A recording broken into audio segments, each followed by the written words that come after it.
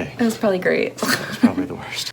Hello everybody, I'm Chris. And I'm Sue, and I want to start this video on the right foot and ask you to subscribe if you're not already. Our goal is to hit 100 subscribers so we can have a fancy custom URL for the channel.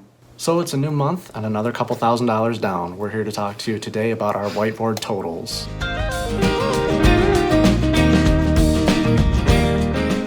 When we get into this month's numbers, you're going to notice that we didn't actually pay as much as we did the previous month of September.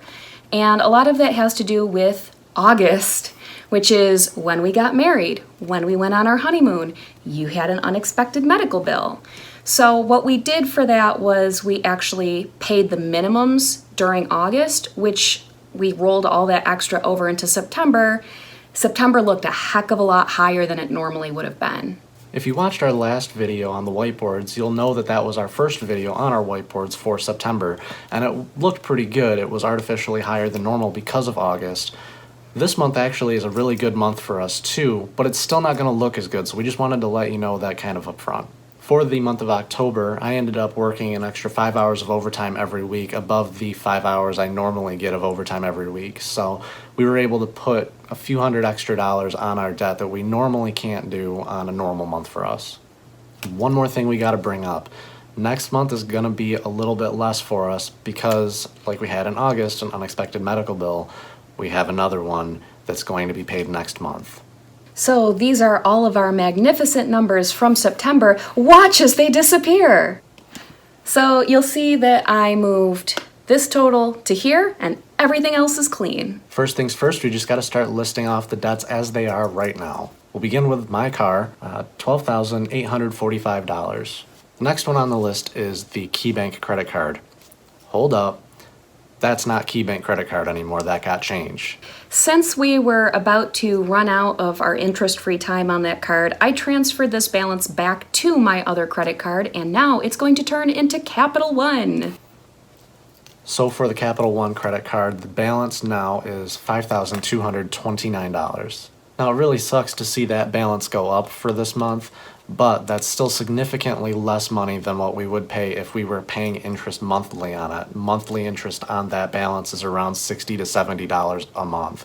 So to get a year of interest free at the cost of roughly $100 isn't a bad deal.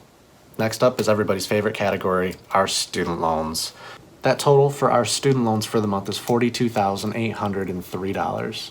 And the last little thing on the list is our furniture store line of credit, which we are still paying off, and that is down to $2,600.